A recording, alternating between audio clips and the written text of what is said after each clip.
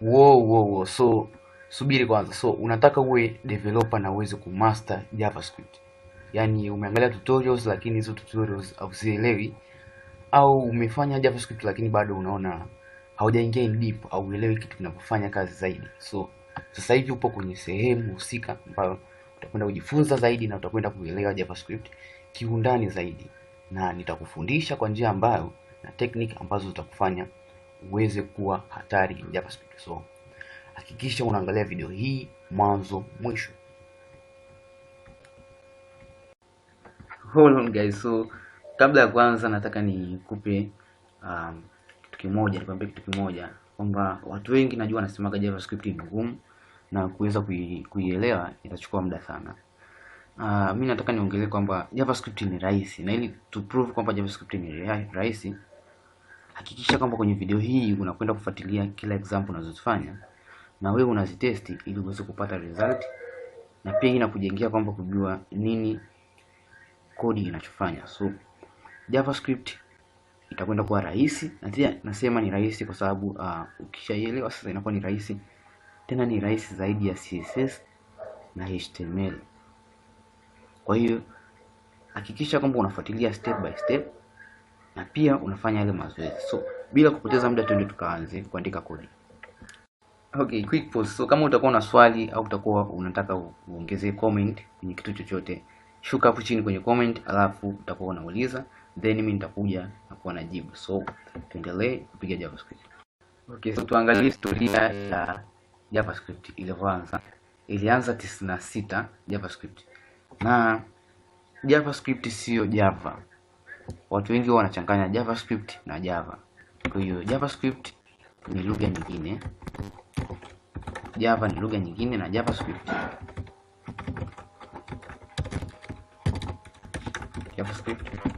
ni nyingine, na zote zina tofauti na zote zina sheria zake tofauti, lakini zote ni programming language na zina utofauti mkubwa sana, kwa sababu ukifananisha JavaScript na Java, yani ni sawa sawa unafananisha gari na carpet. So yani Java ni sawa na gari, then JavaScript is like carpet of the car.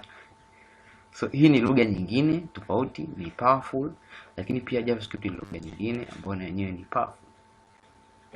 Kuanzishwa kwake mwaka 1996, kampuni ya Netscape ndio walianzisha, na Netscape walikuwa na deal na mambo ya kutengeneza browser. Kwa sasa hivi Netscape wanajiita Firefox, Mozilla Firefox.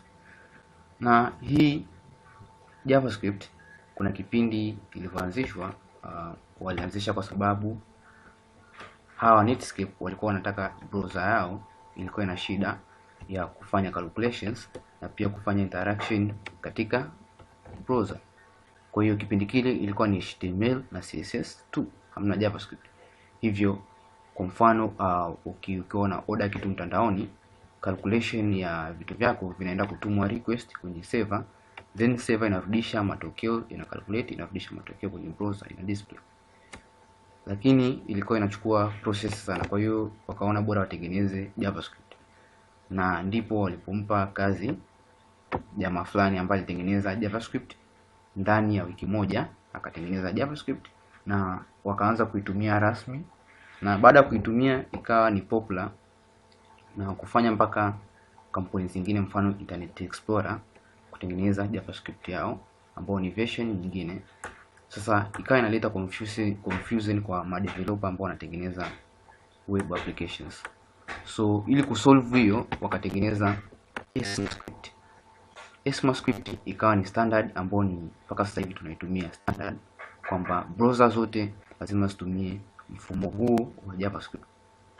Yaani ECMAScript ni JavaScript, lakini wameweka sheria kwamba kila browser lazima itumie sheria fulani.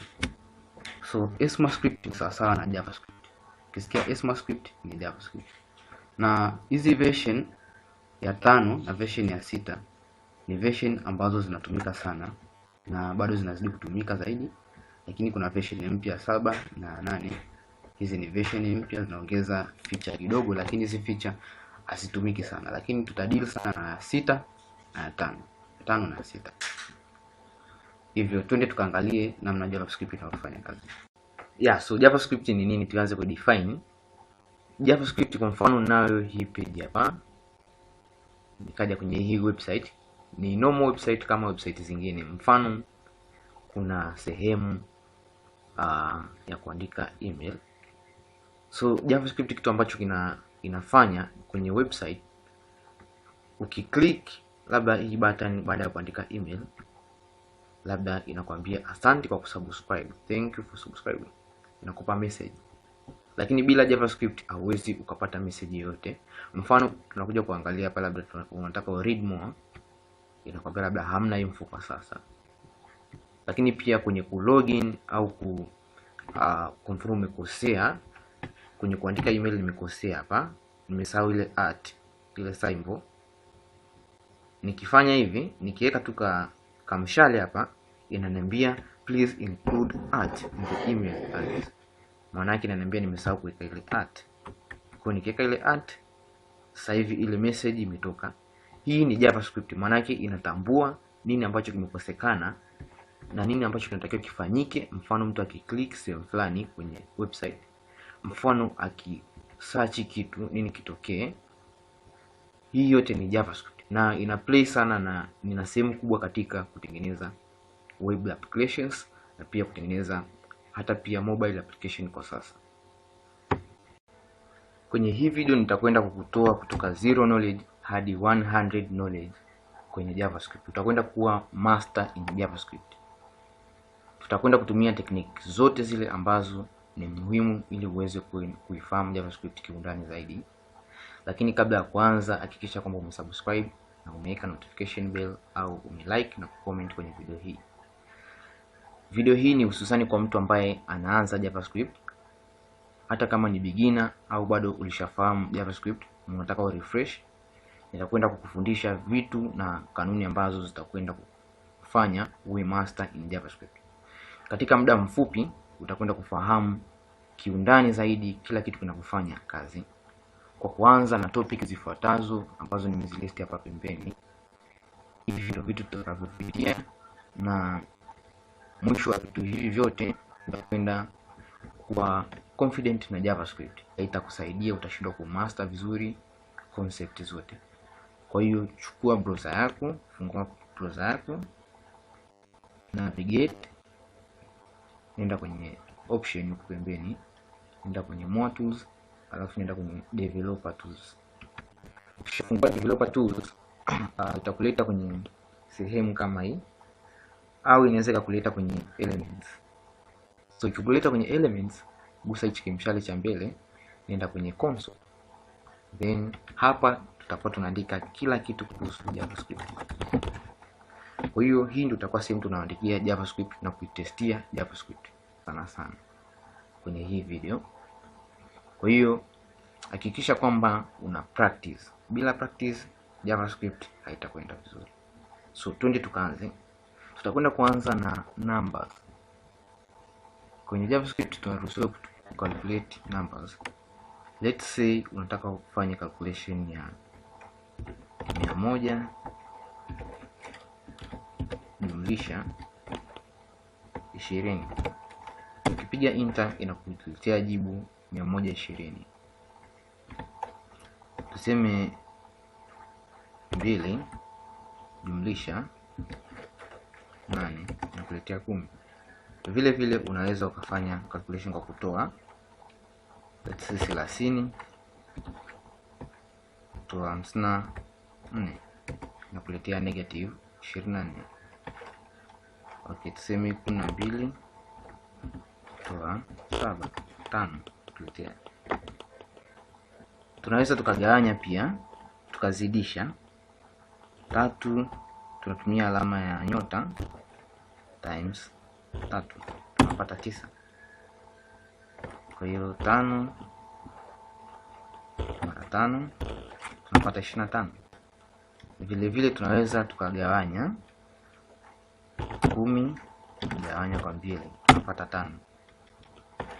Okay, 10 kugawanya kwa 3 tunapata decimal. Na inakuletea decimal zote zile ambazo zinabakia kwenye hiyo namba kama jibu. Lakini kama utaki kupata hizi zote, kuna hii nyingine ambayo kwa mfano tukichukua hiyo 10 tukaweka alama percent tukagawanya kwa 3, tukipiga enter inakuletea 1. Kwa nini imetuletea 1? Na huko kwenye 10 slash imetuletea hizi decimal zote. So kuna utofauti kwenye hii ya kugawanya hivi inakuletea decimal zote, lakini kwenye huko kwenye asili percent inakuletea kile kinachobaki. Kwa hiyo inakuletea kile kilichobaki. Kama haijabaki namba inakwambia haijabaki, kama imebaki inakwambia kuna namba imebaki. So hapa inasema kuna namba moja imebaki ambayo ni nini? Ni 5. So hii 5 ikipasiwa kukifika huku inakuwa 5 yenyewe. Kwa hiyo tukisema labda mfano mwingine, let's say tuseme tu labda 22 gawanya kwa, let's say 220 gawanya kwa 2 tunapata 110. Tuchukue hiyo 220 tutumie sasa hivi alama asilimia gawanya kwa 2 tunapata 0. Kwa nini natuambia 0? Kwa sababu hamna kilichobaki. Gawanya hii namba, hamna decimal inayobaki, ndio maana imetuambia 0. Kwa hiyo kuna tofauti ya alama ya kugawanya slash na hii percent. Twende tufanye calculation. Sasa tufanye combination. Tuchukue 22 jumlishe 10 tutoe 2 tuzidishe tena hii namba itakayobakia mara 30, alafu tuigawanye kwa 4 tunapata jibu 17. Vile vile unaweza kufanya magazi juu tu. Mfano tukafungua bracket tukaweka labda 33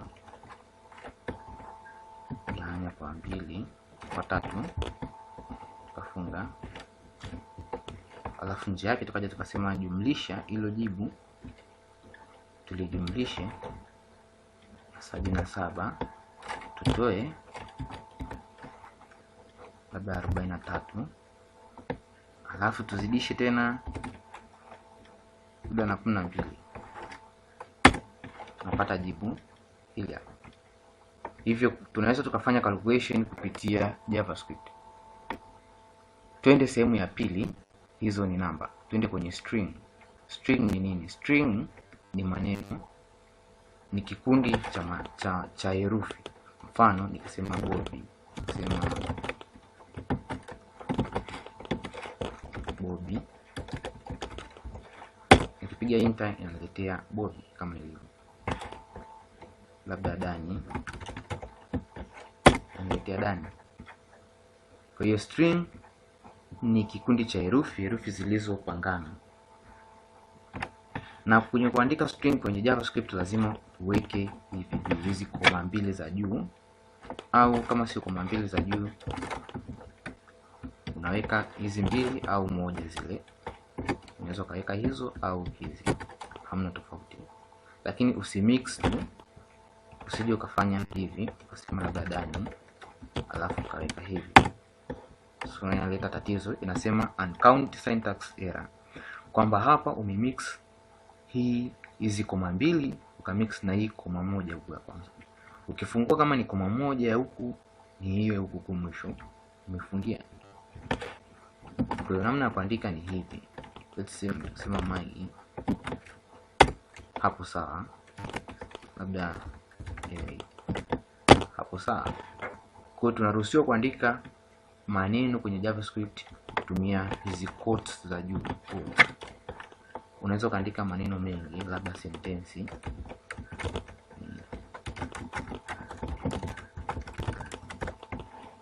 Ukipiga enter inakubali. Lakini hebu tujaribu kufanya kuunganisha maneno. Seme Jackson jumlisha jumlisha Eric. Nikipiga enter inakujumlishia ili neno la kwanza na ili neno la pili Eric. Kwa hiyo inakuwa ni Jackson Eric, lakini hamna nafasi kwa sababu pia huko kwenye haya maneno hujaweka nafasi. Kwa hiyo tukija kwenye neno la Eric tukiruka nafasi moja, tukipiga enter na yenyewe inaweka nafasi.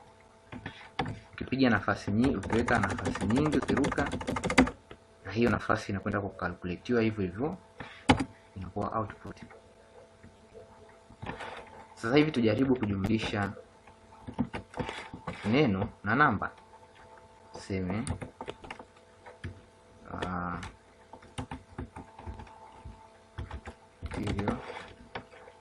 jumlisha namba,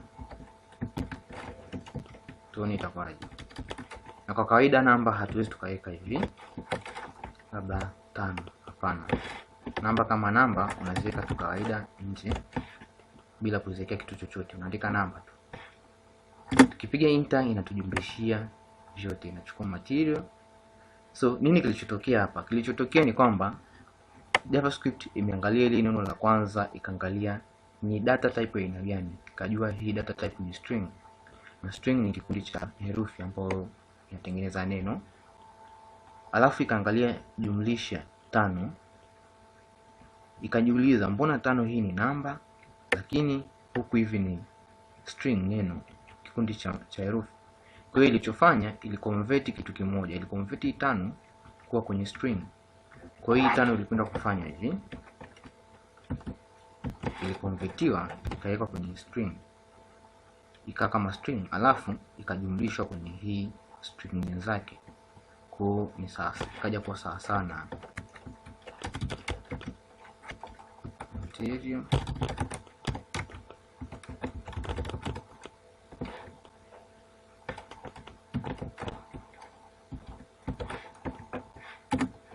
tunapata result ile ile. Let's say sasa hivi tufanye kutoa sasa. Tuseme material toa labda 2. Ukipiga enter inakuletea none. Kwa nini imetuletea none? Na kati huko kwenye kujumlisha imekubali ikajumlisha ikafanya iwe string ile namba. Kwa nini imetuletea none? So JavaScript huwa ina logic. Hapa imeshindwa kuelewa kwamba unataka ufanyaje. Kwa hiyo haiwezi kutoa string kikundi cha neno kwa namba, lakini inaweza kuijumlisha hiyo namba kwenda kwenye kuiconvert kwa string. Kwa hiyo tukisema material jumlisha hiyo namba 2, sasa hivi inajumlisha, lakini haiwezi kuitoa. Kipiga tukisema toa inatuambia none, inakwambia not a number, ni kirefu cha namba. Kwa hiyo inasema hii ili neno material sio namba, uweze ukatoa kwenye hili. Vile vile kufanya 2 toa neno, itakwambia none, not a number bado, kwa sababu hii sio namba, hili ni neno. Kwa hiyo neno kwa neno unajumlisha, namba kwa namba unajumlisha, neno kwa namba. JavaScript inakwenda kuangalia hilo neno, alafu inaconvert hiyo namba kwenda kwenye kwa neno string. Kwa hiyo inaliweka sehemu moja. Kwa hiyo hivi ni vitu ambavyo tunatakiwa kufahamu wakati wa kufanya kwa unaandika JavaScript. Kitu kingine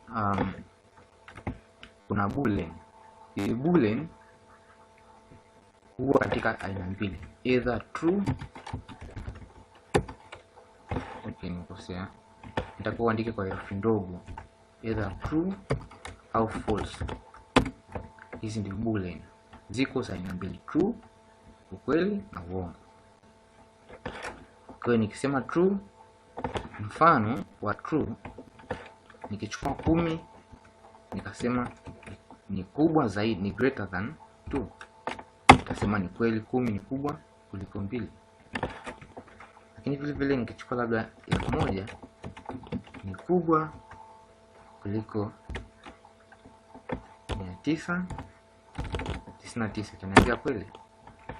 Lakini nikichukua 999 ni kubwa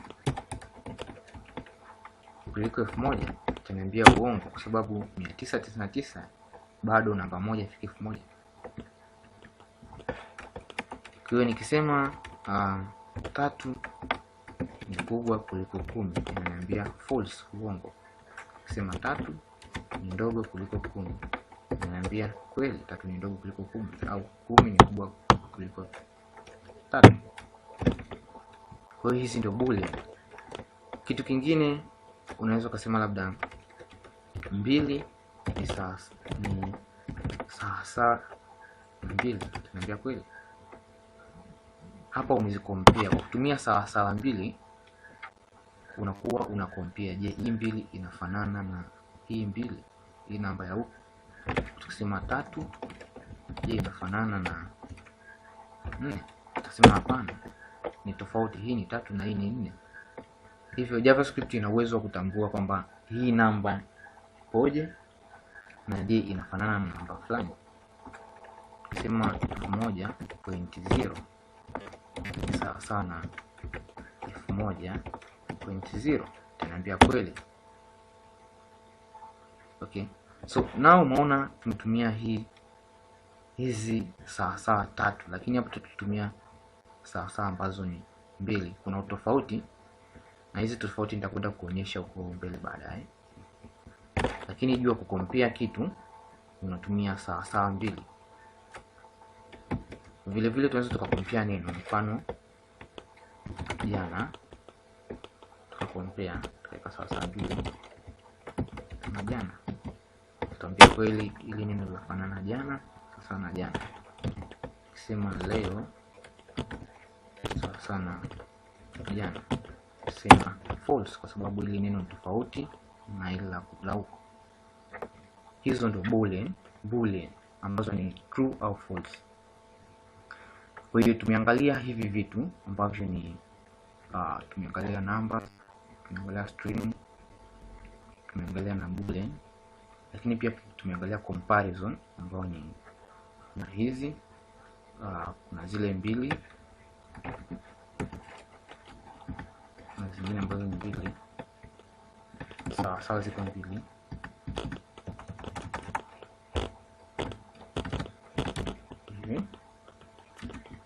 Tukaangalia greater, tukaangalia less, greater pamoja na greater au equal to. So greater au equal to iko hivi. Mfano kusema 3 ni greater au equal to 3, tutasema kweli kwa sababu 3 ni kubwa au ni sawa iko sawa na 3, tutasema kweli kwa sababu 3 ni kubwa kama hii 3 na pia ni sawa na 3. Ukisema 3 ni greater au ni iko au ni sawa na 4, tutakwambia hapana. Ukisema 3 ni greater au equal to 2, tutakwambia true kwa sababu 3 ni kubwa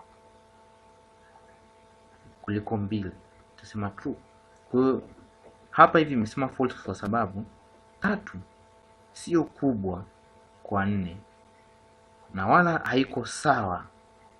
Hii sawa inaambia haiko sawa na 4 na hii 3 na hii 4. So hapa kimoja kikiwa sawa maana yake italeta true. Kusema 70 ni greater au ni equal to 40, tusema true. Vile vile kuna hii nyingine ambayo ni not equal, inaangalia kitu ambacho kama sio. Tuseme 40 sio 20. Okay, nimekosea. 40 not equal to 20, tutakwambia kweli. au unaweza kutumia sawa moja. Itakwambia true kwa sababu 40 sio sawa na 20. Ndio ukisema 40 sio sawa na 40, itakwambia uongo kwa sababu 40 ni sawa na 40. Kwa hiyo inasema uongo, hii namba ziko sawa, kwa hiyo ni uongo. Lakini ukiambia kitu ambacho ni cha uongo, yenyewe inakwambia kweli. Kwa hiyo alama ya kama kananilia kaka alama na sawa inaonyesha kuangalia kitu ambacho ni opposite. Je, kipo opposite? Mfano tukichukulia neno tuseme HTML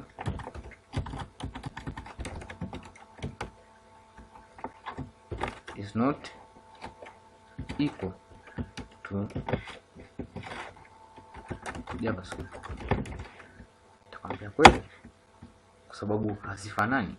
Lakini ukisema HTML is not equal to HTML, kwambia false kwa sababu HTML ni HTML. Kwa hiyo tumeshaangalia hizi zote comparison, na kwa ile comparison ya alama tatu sawa tatu, hii ni tofauti kidogo na hii ya alama mbili sawa mbili. Hebu tuangalie tofauti wake. Tuseme AI,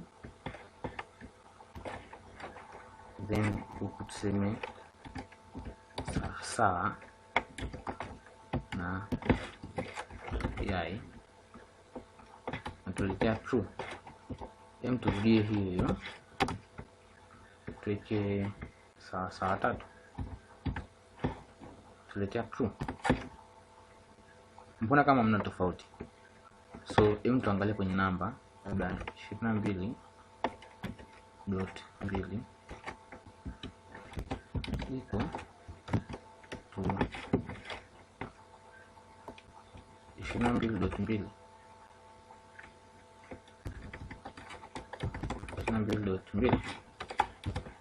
tambia true. So hem, tutumie string sasa, tuseme 22 is equal to 22, tuletea true. So now tumechukua string, maana kitu ambacho kipo ndani ya hizo koma mbili za juu ni string, tukaifananisha. Je, ni sawa sawa na hii namba? Now JavaScript inatuambia ziko sawa, lakini unakumbuka hii ni string tayari, alafu hii ni namba kama namba. Kwa JavaScript imekwenda kuconvert hii namba kwenda kwenye string, alafu ikazicompare, ikasema zote ni string, ikasema ukweli. So tuchukue hiyo 22 tuweke sawa ziwe tatu, inatuambia uongo. Kwa nini imetuambia ziko sawa alafu hii imetuambia false? Unaona hii sawa ambazo ziko mbili, hii ni ina compare tu, inaangalia je zinafanana, then inajiongezea inaongeza additional information, mfano ina convert. Lakini hii ya sawa tatu hapa ni unaangalia strictly, yani unaangalia moja kwa moja kila kitu je kinafanana. Kwa hiyo hapo imeangalia cha kwanza, hii ni string alafu hii ni namba, ika break hapo ikasema hapana, hii ni false, huwezi kufananisha namba na string. Lakini huku kwenye hizi sawa mbili imeangalia hii ni namba alafu hii ni string, ikasema kwa nini siziconvert kwanza zote zio kwenye string alafu niziangalie? Kwa hiyo niziconvert alafu ikaangalia. Kwa hiyo ukitumia hii sawa tatu na sawa mbili kuna tofauti, na sawa tatu ni ya muhimu sana endapo unataka kuangalia mfano password mtu ameingiza. Kwa hiyo unataka kuhakikisha password zina match, password ambayo imesaviwa labda kwenye database, unatumia hizo sawa tatu, kwa sababu hii ni strictly inaangalia moja kwa moja kila kitu kinafanana. So tumecover kuanzia numbers, string, boolean, tukaja tukaangalia comparison zote. Sasa hivi tuende tuangalie kitu kingine. So tuangalie variable ni nini. Tuje kwenye JavaScript variables, tuangalie var. Kwa sasa hivi tuna shida moja, na hiyo shida ni tutawezaje kuhifadhi kitu kwenye labda website yetu. Mfano tunataka tuhifadhi, tuna sentence yetu inasema last year we make about $300 million.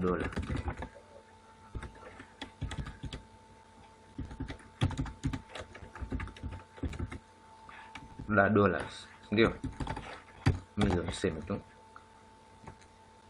Tukipiga enter tayari tunayo hii sentence yetu, lakini hii sentence tunataka baadaye tukija tusianze tena kuitafuta. Tunataka kompyuta itusaidie kuhifadhi hili neno, baadaye tukilitaka programu yetu inatuletea hili neno, sio mpaka tuje tena tuanze tena kuandika last year we make about 300 million. Uone kama ni inakuwa tena inachukua muda tena kuanza kuandika tena sentence tena ile ile. Kwa hiyo hii ndio inapokuja unapokuja umuhimu wa kutumia variables kwenye JavaScript. So variables ni nini? Variables ni kama container ambalo linakuwa linabeba vitu tofauti tofauti. Tuseme let's say box ambalo linakuwa linaweza likabeba vitu tofauti tofauti. Kitu chochote unaweza kukiweka ambacho kina fit pale. Kwa hiyo kwenye variables tunaweza tukaweka number, tukaweka data type ya string, tukaweka na boolean na nyingi zaidi. Mfano tunataka tuweke numbers kwenye variables. Kuandika variable lazima uandike var, na ukiandika var utaona rangi imebadilika, ikimaanisha JavaScript imeshatambua kuwa unataka utengeneze variables ambayo itabeba vitu fulani. Kwa tukisema variable labda history, tukisema sawa tukaweka lile neno letu lile last year we get 300 million. Nikiweka koma huku mwisho, nikipiga enter utaona undefined. Na nini maana ya undefined? Nitakueleza baadaye nini maana ya undefined, na hii pia ni moja kati ya data type ambayo ni hii. Nitakuelezea mbele yake baadaye kwa nini.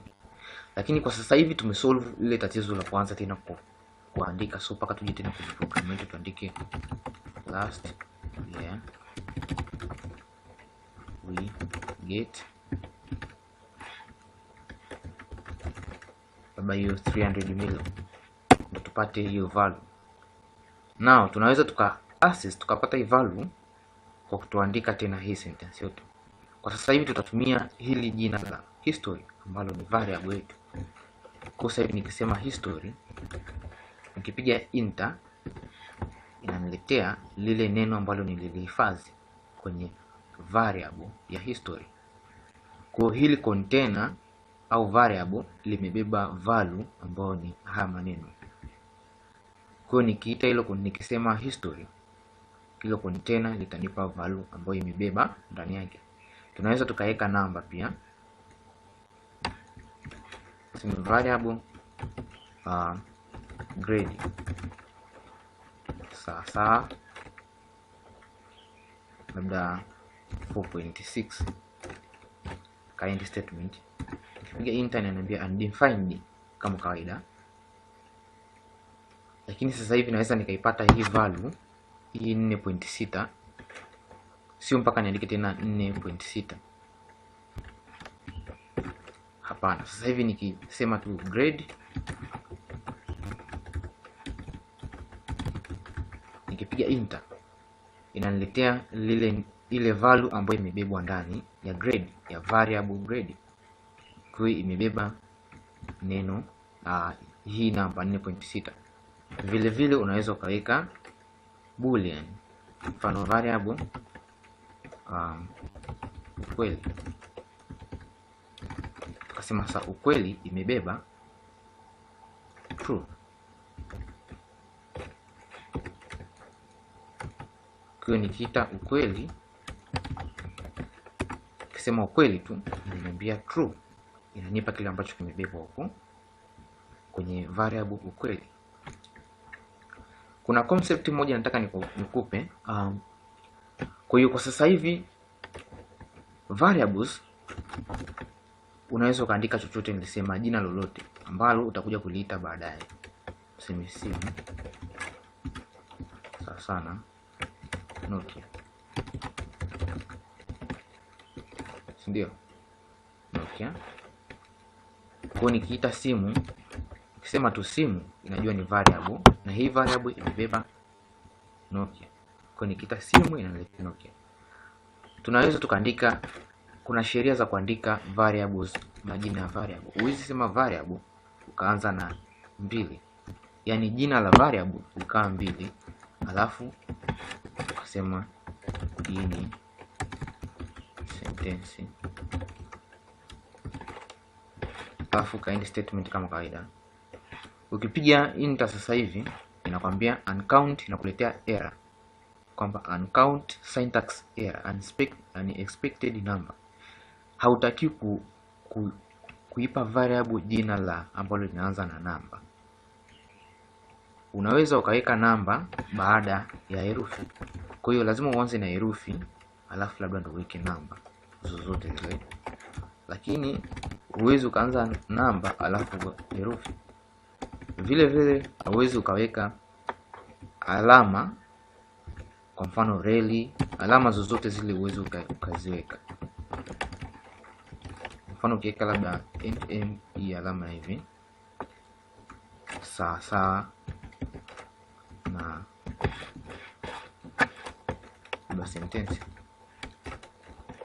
piga enter inakwambia unexpected token, bado tena anakuletea error.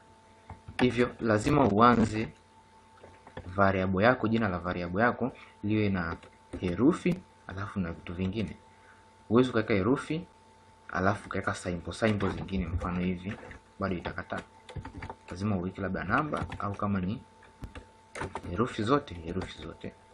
Na hauwezi ukaandika herufi labda mwaka ukaruka nafasi ukaandika jana alafu kaweka sawa ukaweka tumepata milioni 3.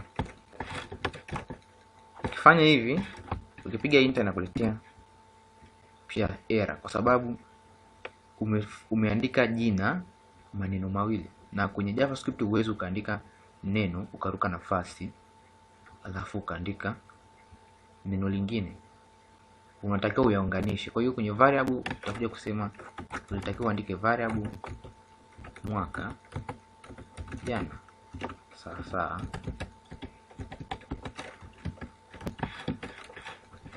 ndio tulipata milioni 300. Piga enter sasa hivi inafanya kazi. Kwa tukiita mwaka jana tuambie tulipata milioni 3. Kwa hiyo uwezi ukaanza na variable ambayo inaanza na namba, na pia uwezi ukaandika maneno mawili ukaruka nafasi tu, na vile vile uwezi ukatumia symbols ambazo hazieleweki kama hizo. Lakini pia kuna symbols ambazo zinaruhusiwa, na ambazo zinaruhusiwa kuna underscore ambayo hii inaruhusiwa. Unaweza kusema labda new language, hizi zinaruhusiwa, au kaanza na $sign. Hii inaruhusiwa variable kuanza na $sign. Kwa hiyo ni $sign underscore maneno herufi ndio vinavyoruhusiwa. Nataka nikupe logic moja ambayo watu wengi wanaitumia, madeveloper wengi kwenye kuandika variable. Mfano unataka hii variable ili neno variable hilo box litabeba vitu vingi, labda password na username. Kwa hiyo unataka uipe jina password na username, labda sawa na password labda mimi. Okay, labda password ni password. Ndio. So ni good practice kuweka kwenye herufi kubwa, kuweka camel case. Wanaita camel case, manake mfano ukiandika password unaanza kwa herufi kubwa neno la variable password, ndio, alafu unaweka nyingine herufi kubwa kwenye neno la pili, kwa hiyo inakuwa ni password username. Hii inarahisisha kwenye kusoma na pia itasaidia kama unakuwa una debug, mfano umekosea sehemu fulani kwenye kodi yako, ukiangalia tu hivi unaelewa haraka kuliko kuweka herufi ndogo zote. Unapoweka herufi ndogo zote inakuwa ni shida mtu kusoma neno. Kwa hiyo ni vizuri, yani sio kwamba ni sheria, ni vizuri ni good practice ambao developer wengi wanatumia kuandika. So nao nikisema ita password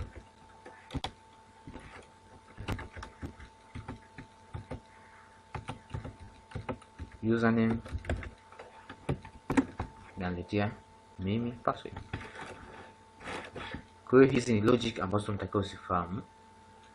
Kwa sasa hivi tumefikia level ambayo tunaweza tukatengeneza mfano calculator, kwa sababu unakumbuka tunaweza tukahifadhi namba kwenye variables, na pia hizo variable tunaweza tukatumia hizo variable kwenye kutengeneza calculator. Mfano kwenye JavaScript tunayo function moja ambayo inaitwa prompt.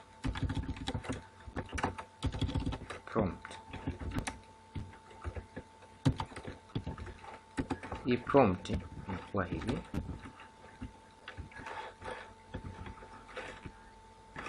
ukipiga enter inakuletea kibox kama hiki. Kwa hiyo utakachokiandika chochote, mfano ukisema ukipiga okay inarudisha ile value ambayo imewekwa kule kwenye input. Tukisema prompt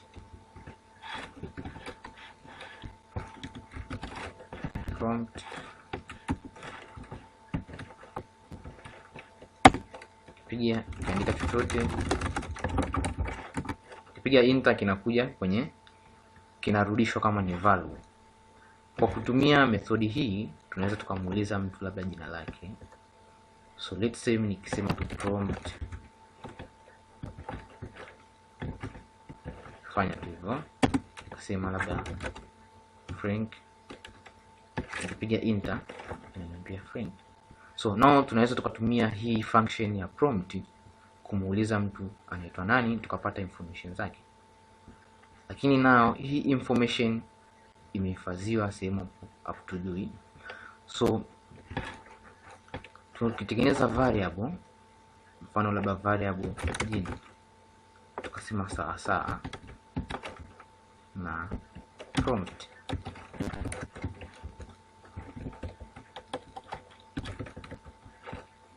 prompt, labda tukasema tukafunga tu prompt tu hivi, tukapiga enter. Now tutaambiwa tuandike chochote kile, ndio tukiandika labda tuseme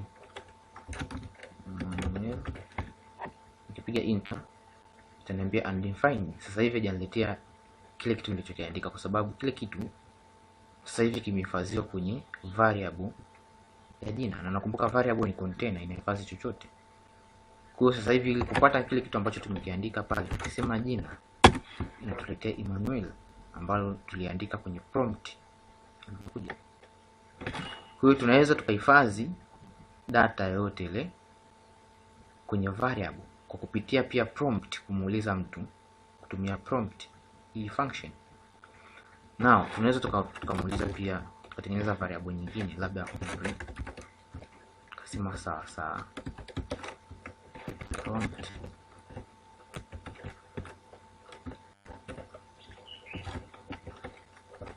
kafunga. Kwa sasa hivi imekuja box kama hili, ukiweka labda 22 bonyeza okay, inakwambia undefined.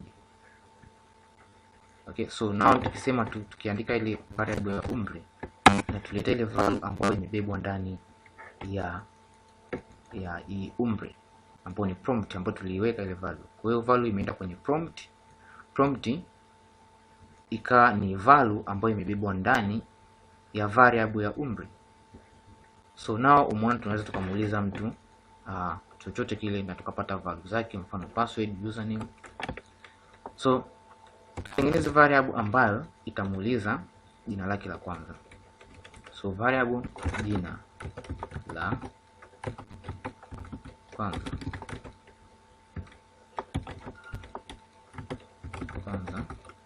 na sasa hivi natumia camel case naming. Camel case ni ukishaandika neno la kwanza, neno linalofuatia herufi yake lazima iwe herufi kubwa. Ni good practice kwanza kwa herufi kubwa kila neno. Sawa kama kawaida. Sasa na prompt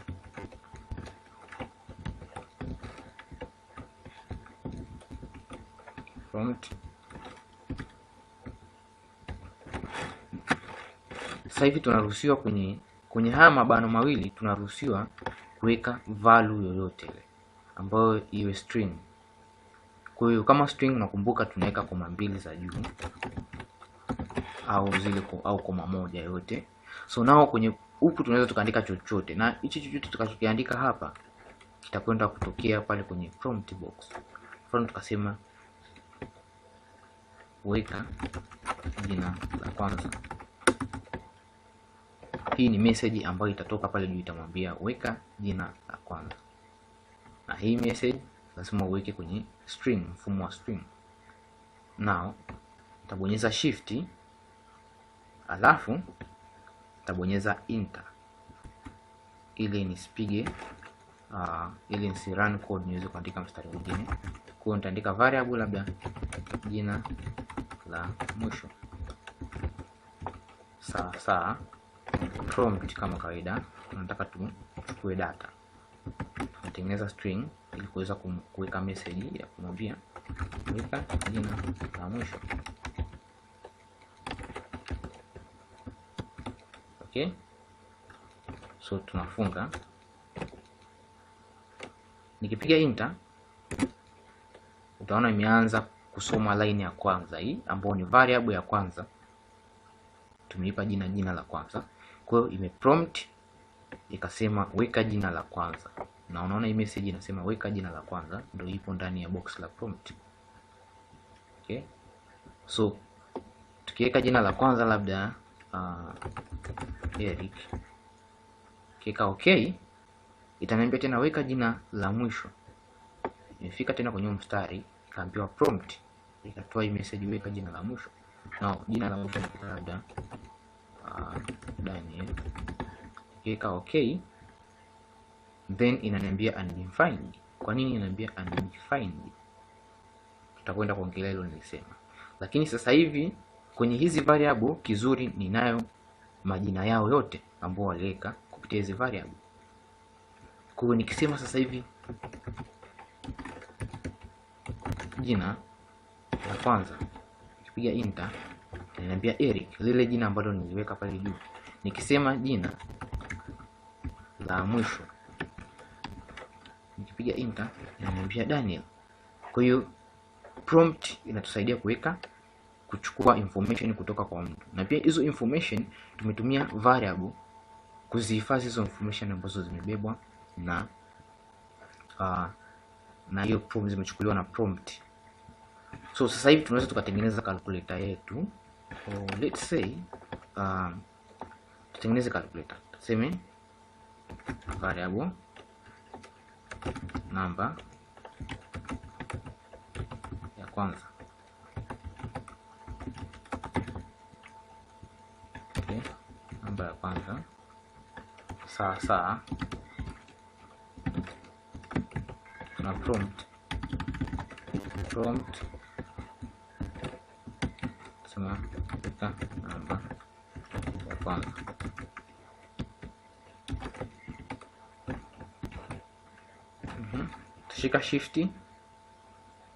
Nitashika shift alafu nitabonyeza enter. Nitatengeneza variable ya pili ambayo itabeba namba ya pili.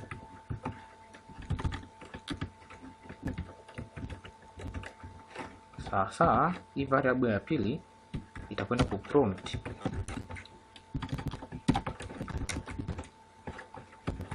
itauliza weka namba ya pili,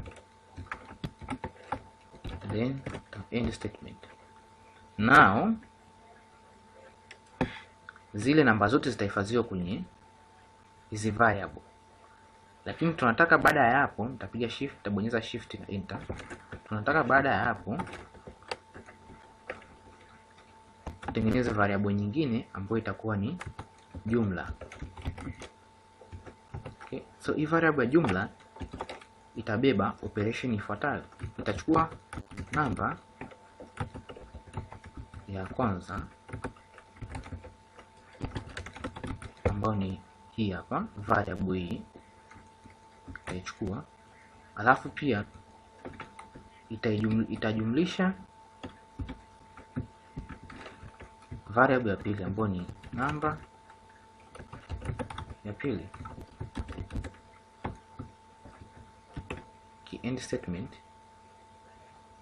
So now kitakachotokea, itakwenda kumuuliza namba ya kwanza, itahifadhi namba ya kwanza, itamuuliza namba ya pili, itahifadhi, lakini itakuja kutengeneza variable ya jumla.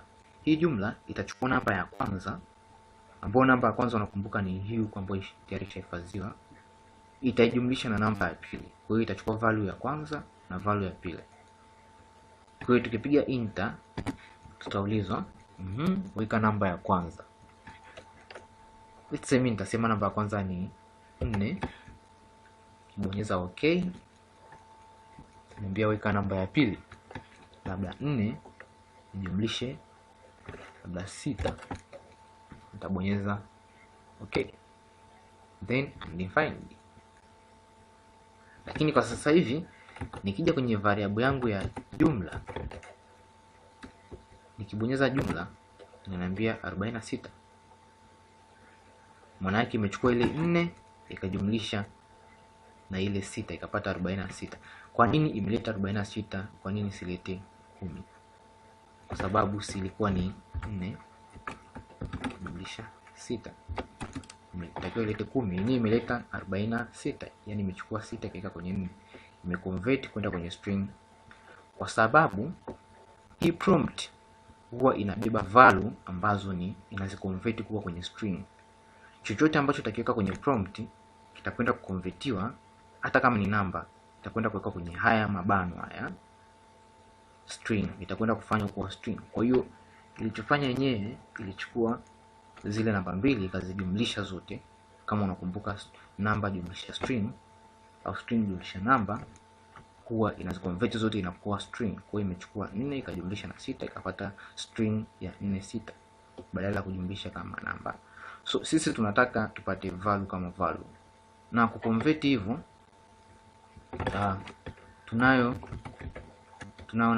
tunayo function nyingine ambayo inaitwa number. Mfano hii function number, ukisema 5 ukipiga enter inakubadilishia, inaconvert kutoka kwenye string kwenda kwenye number. Okay, so now tunaweza tukaconvert kile tulichokipata kwenda kwenye nini, kwenye number. So tuchukue ile jumla yetu tuiconvert ambayo ni 4 na 6 kwenda kwenye string, kwenye number, kwa sababu sasa hivi ipo kwenye string. Kwa hiyo tuseme number function hiyo tuweke ile neno jumla ambalo ni variable yetu. Na kwenye kuita neno kwenye variable, kuandika variable uweze kuweka string. So variables uweze kuweka string, alama za string juu. Kwa nikiweka koma, nikipiga enter inanikonvertia, imekuwa kama namba 46. So sasa hivi sio string, haina quotes juu. So programu yetu ilitakiwa hiyo hivi: var number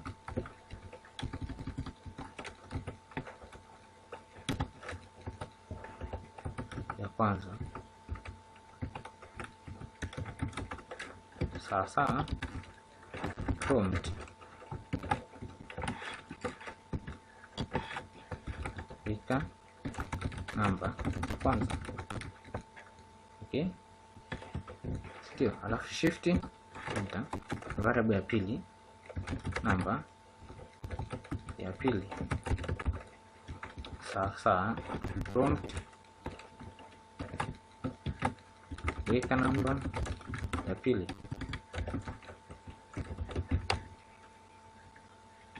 Baada ya hapo tunafunga kama kawaida na hizi quotes za juu, tunaenda statement. So now kwenye ile variable tutengeneza variable ambayo itakwenda kujumlisha jumla, au tuseme tuite sasa hivi tuipe matokeo sawa. Nao tunakuja ku convert, tunasema namba ambayo ni namba ya kwanza,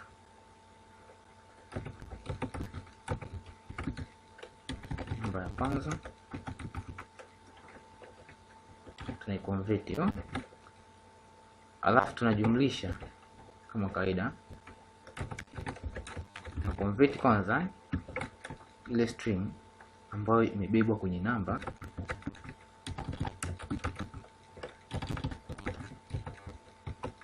ya pili, end statement. Sasa hivi tukipiga enter, okay, so nitakuonyesha function nyingine inaitwa alert. Hii alert inaweza ikatoa information yoyote hapa juu, ni kibox ambacho kitakuletea message pale juu. So hii alert tukiipa variable matokeo, kasema bwana wewe uta alert matokeo, kafunga, piga enter. Ikipiga enter, notice nimeambiwa weka namba ya kwanza kama kawaida. Weka namba ya kwanza 4, kama unakumbuka tulika 4. Nitapiga enter, taweka namba ya pili 6. Okay, naambiwa 10. So hii message imekuja 10 kutokana na ile neno alert. So sisi tulichokifanya tumeconvert kwanza zile input ambazo tumeweka kwenye namba ya kwanza na namba ya pili, tukaziconvert kwenda kwenye namba, alafu tukazijumlisha pia.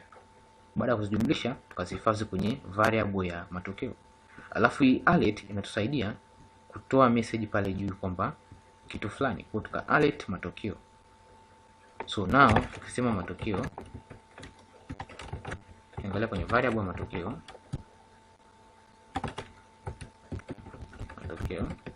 tunaambiwa 10 kwa sababu sasa hivi sio tulisha convert kwenda kwenye numbers. Sasa zile tuliambiwa 4 alafu 6. So hii ndo namna ya ku convert number string kwenda kwenye namba. Lakini pia nimekuonyesha function ambayo ni alert. Unaweza ka alert ukasema labda hey hello there. Kwa hivyo koma ya mwisho ukipiga enter inakuletea ile message hello there. Kwa hiyo alert ninatoa information, lakini prompt yenyewe ninachukua information. Ndaweka umri, ninachukua information labda umri 40, ninachukua inachukua ile information. So alert inapeleka information, prompt inachukua information, na variables inabeba kitu chochote, data types. So tumeangalia variables, lakini nilikwambia undefined. Undefined maana yake ni nini? Tuangalie maana ya undefined. So undefined, mfano nikatengeneza variable, alafu hii variable labda nikasema variable a, nikaweka tukakoma hivi, nimemaliza, sijaipa kitu, sijaipa value ambayo imebeba. Nikipiga enter inaniambia undefined. Na kama kawaida nikiita hii variable a itaniambia undefined. Kwa nini? Kwa sababu kwenye hii variable hakuna kitu ambacho tumeipa, hamna data tulioassign.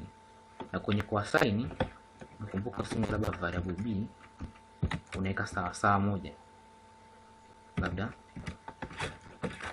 class b. Hivi ndio tumeassign.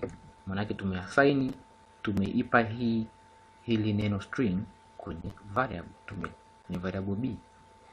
Kwa hiyo sasa hivi tukiita b, tukisema b itatupa lile neno, lakini kwenye ile a, tukiita a inatuambia undefined kwa sababu hatukuweka data yoyote kwenye variable a. Tulisema tu variable a basi.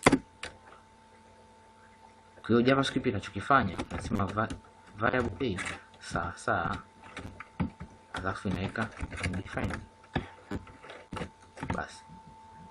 Kama hujaweka chochote inakwambia undefined. So ukisema a undefined kwa sababu hujaweka chochote ndani ya hilo box la variable. Na ukisema a variable a sawa na let's say 33, ukisema a inakwambia 33, lakini naweza kusema tena variable a sawa na 22. Nikipiga enter, ukisema a inaniletea 22. Kwa nini? Kwa sababu tulitengeneza variable a tukaiambia weka vitu ambacho tukiweka kitu ambacho ni namba ambayo ni 33, tukaiita ikatuambia 33. Lakini pia tumekuja kuiambia tena wewe variable a ambayo ulibeba 33 sasa hivi weka 22, sio 33. Kwa hiyo tukimuita a anatupa majibu 22. Kwa hiyo JavaScript inasahau, inafuta kile kitu ambacho uliipa, inaweka kitu kipya. Vile vile tukisema variable a sawa na moja, tukisema a inatuambia moja. Tukisema tena variable a sawa labda na 9, tukisema a inabadilisha, inaweka kitu kingine, inaweka 9. Kwa hiyo variables inaangalia kitu ambacho umekiweka cha mwisho. Uwezi ukaweka kitu alafu tena ukaja ukasema hiyo variable hiyo ukaipa kitu kingine alafu ikakupa kitu cha mwanzo. Lazima itakupa kile kitu ambacho umekiweka cha mwisho. So hii ndio concept ya kutumia variables, na variables ni ya muhimu sana. Itakuwa inatusaidia katika kuhifadhi data kwenye application zetu na website katika kufanya project yote hiyo. So tuendelee na hakikisha una practice sana kwenye variables, maana variables ndipo vitu vingi vinaanza vinakuwa complex. So tutakwenda kuendelea na sehemu nyingine. So variable tumemaliza,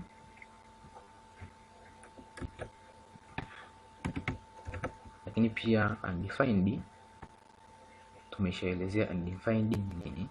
Undefined tulisema ni hamna kitu, maana yake umetengeneza variable ambayo haijabeba kitu chochote ndani, ndio undefined. So bado hizi null, symbol, object zote hizi tutakwenda kuzikava na variable tayari. So tuende kwenye kitu kingine. Okay, kabla ya kuendelea kuna kitu kimoja nataka nikwambie. Nadhani mshaona nikitumia hii semicolon mwisho wa kila statement fulani, na sometimes unakuta siweki. Ngoja nikuelezee maana yake nini. So mfano tumetengeneza variable labda jina, kabeba jina Mwajuma, okay, nikaweka hiyo end statement ambayo ni semicolon, piga enter. So kama kawaida nikiita jina, kiangalia kwenye variable jina inaletea ile value ambayo imebebwa Mwajuma. So kwa nini nimetumia hii semicolon? Na je, nisipoitumia itakuwaje? Mfano nikaja tena nikatengeneza variable nasema umri sawa 44, lakini nisiweke semicolon hii ya kumaanisha nimemaliza statement au expression. Kipiga enter, sema umri, nikiangalia kwenye variable umri napata 44. Kitu ni kile kile, lakini kwenye JavaScript kutumia hii semicolon mwisho ni best practice. Ni vizuri kutumia ukiwa unaandika kodi zako, lakini sio lazima. Ni vizuri kwa sababu hii inasaidia mtu kujua kwamba hii ni statement moja. Maana statement ni kile kitu ambacho kinatoa value. Mfano nasema 2 inakupa 2. Kwa hiyo hii ni statement tayari. Hii ni statement kwa sababu inatoa jibu, value. Kwa hiyo labda 4 jumlisha 6 tayari ni statement. Kwa hiyo ni vizuri kuandika statement, na mwisho statement ukaweka kakoma ni vizuri, ila sio lazima uweke, unaweza ukaacha. Ila huko mbele tukifika kwenye advanced JavaScript kuna sehemu ambazo lazima utakuwa unahitaji kutumia hii. Mfano umeandika sentensi moja labda variable a, ndio unataka kutengeneza na variable b, ndio. Ukipiga hivi inakataa kwa sababu JavaScript kwa kawaida huwa inasoma mstari mmoja kwenda mstari mwingine. Kwa hiyo inatoka kwenye mstari wa kwanza naenda wa pili. So hii inaangalia yote, kasema hii yote ni statement, ambapo statement maana yake inatoa value mwisho. Kwa hiyo imeshindwa kuelewa hii ni statement gani, maana yake ina variable tena alafu tena ina variable tena. Kwa hiyo kusolve hii, ukiandika variable a ukaweka comma, katika variable b ukaweka comma, now unakuwa umesolve ile tatizo kwamba ikifika ikisoma hapa itaangalia variable a sawa, lakini ikiona hii comma inajua tayari tumemaliza. Kwa hiyo inahifadhi hii variable a. Ikifika hapa tena inaangalia variable b, comma, ikiona semicolon inajua kwa hiyo ni statement moja imeisha. Lakini ukiweka hivi tu, ukija ukafanya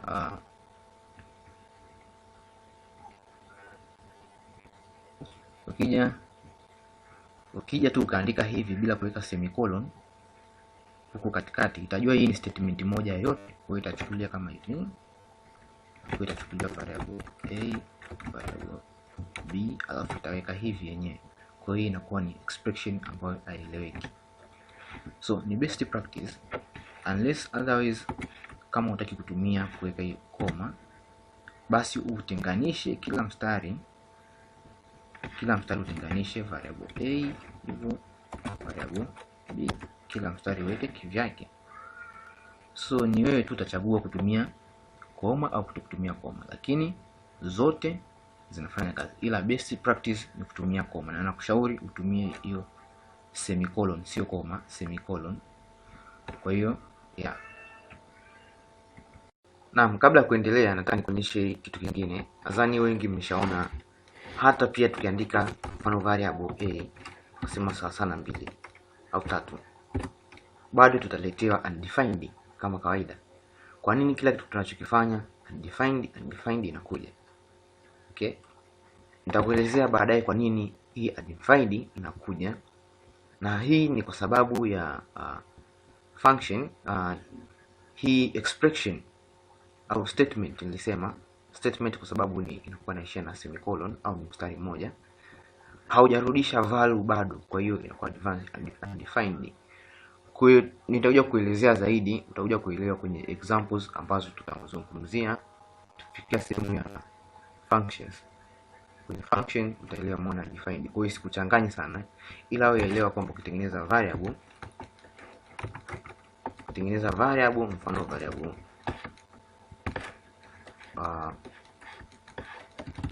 variable d, usipoipa data, usipoinitialize, ukafunga tu hivi, ukiita d bado itakuwa ni defined, tofauti na ambayo unatengeneza variable a ukaiambia umeipa data. Kwa hiyo a sasa hivi ukiangalia kwenye a imebeba kuletea undefined. So tambua hilo na tambua tofauti, na pia tutakwenda kuangalia kwa nini hii undefined inakuja kila saa hata kama umeweka data kwenye value. So tuendelee kwenye video inayofuatia, tutakwenda kuangalia, lakini hakikisha una practice hivi vitu tulivyofanya ili uweze kugain experience. So yeah, see you in the next video. Okay, quick pause guys. So kama una swali lolote lile, kama hujaelewa sehemu yote, hakikisha una comment hapo chini, then mimi nitakwenda kujibu moja kwa moja. Na pia kama pia una mawazo, ideas, put pale kwenye comment.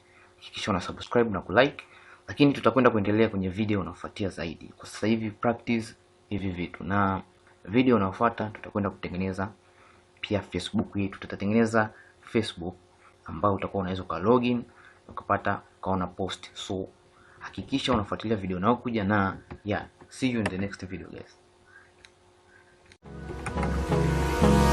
Hold me close till I get up. Time is barely on our side.